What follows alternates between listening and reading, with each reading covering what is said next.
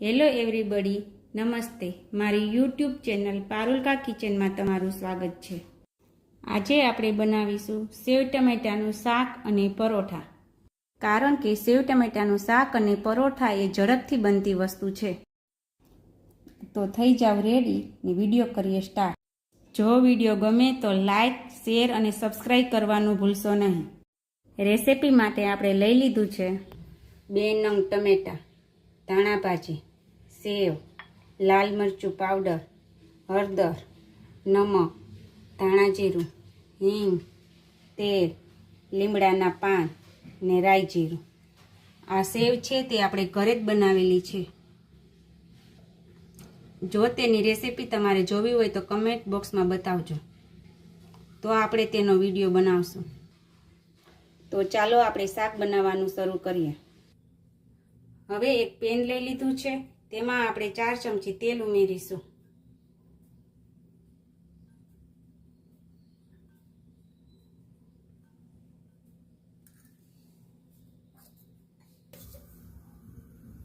તેલ ગરમ થઈ ગયું છે, તેમાં રાઈ જીરું ઉમેરીશું.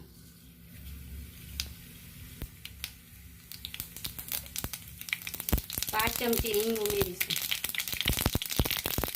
લીમડાના પાન,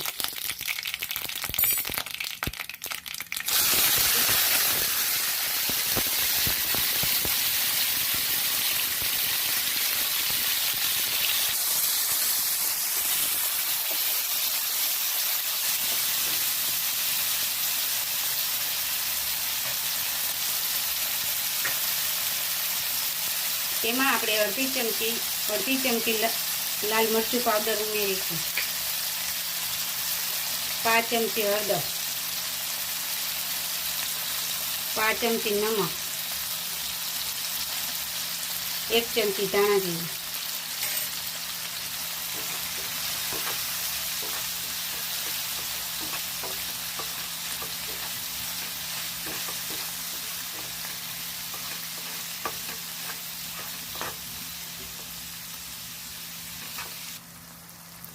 જો તમને આમાં ખાંડનો સ્વાદ ગમતો હોય તો તમે આમાં 1 ચમચી ખાંડ ઉમેરશો.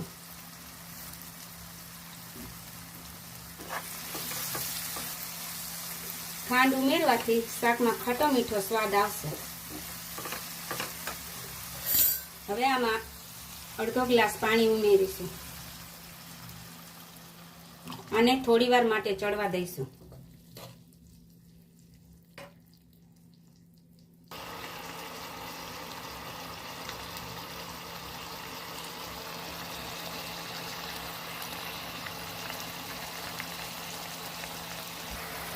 આવી રીતે હલાવવાનું છે ને 5 મિનિટ રહેવા દેવાનું છે. પાણી ઉકળે પછી આપણે સેવ ઉમેરીશું. આમાં હજી થોડું પાણી એડ કરવું પડશે, એટલે 1 ચમચો હજી પાણી ઉમેરીશું.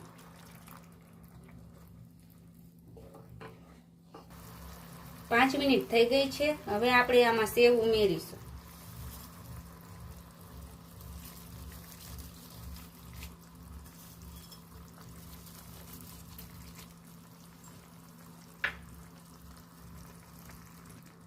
એક નાની વાટકી જેટલી સેવ નાખી છે. સેવ ચડી જાય ત્યાં સુધી આપણે શાક ચડવા દઈશું.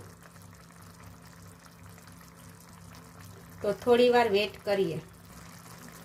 હવે 3-4 મિનિટ થઈ ગઈ છે. આપણે ચેક કરી લઈએ. જો સેવ એકદમ ચડી ગયેલી દેખાય છે તો આપણું શાક રેડી છે.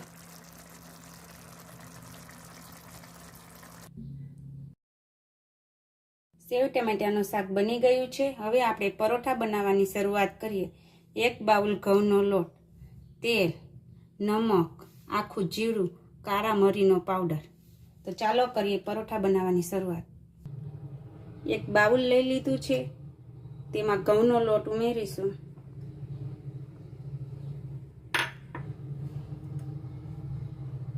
તેમાં 1 ચમચી તેલ ઉમેરીશું. સ્વાદ મુજબ મીઠું, 5 ચમચી આખું જીરું,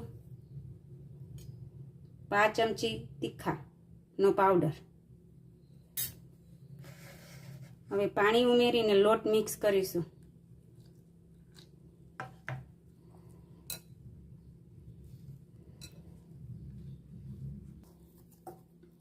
લોટ બંધાઈ ગયો છે અને આટલો સોફ્ટ રાખવાનો છે.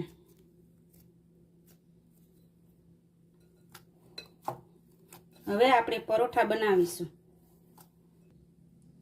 પરોઠાના લુવા કરી લીધા છે, તો હવે આપણે પરોઠું બનાવીએ.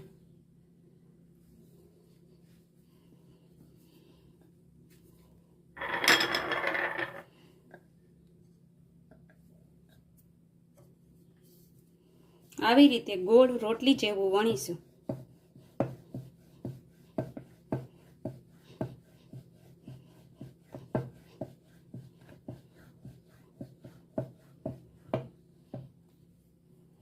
આ રોટલીને પલટાવીને આપણે ફરતી સાઈડ આવી રીતે તવીથાથી તેલ લગાવીશું.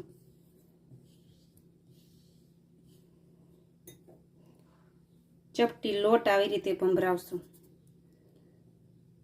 પછી આવી રીતે ભેગું કરીશું. પાછું તેલ લગાવશું, તેથી ટ્રાયંગલ શેપ આવશે.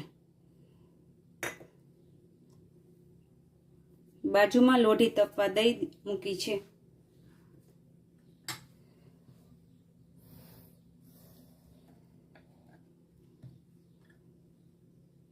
આવી રીતે ટ્રાયંગલ શેપ બને પછી બંને સાઈડ લોટવાળું કરીને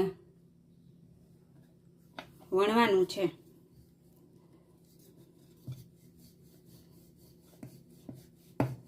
હળવા હળવા હાથે હલાવવું, જેથી ટ્રાયંગલ શેપ રહે.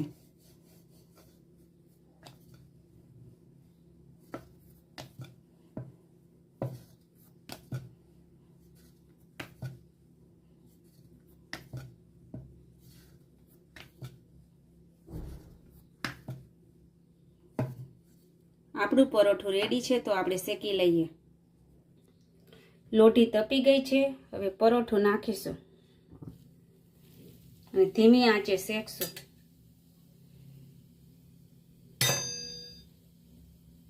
આવી રીતે બબલ આવે એટલે આપણે પલટાવશું.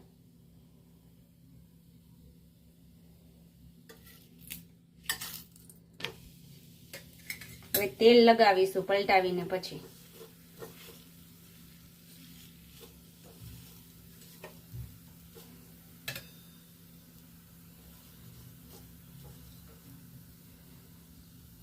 પછી બીજી સાઈડ પલટાવીશું.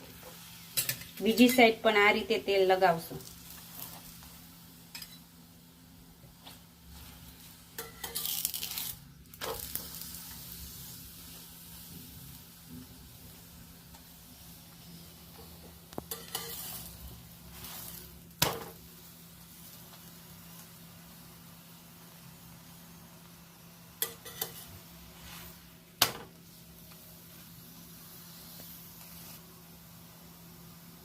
પાછું આછું તેલ લગાવશું.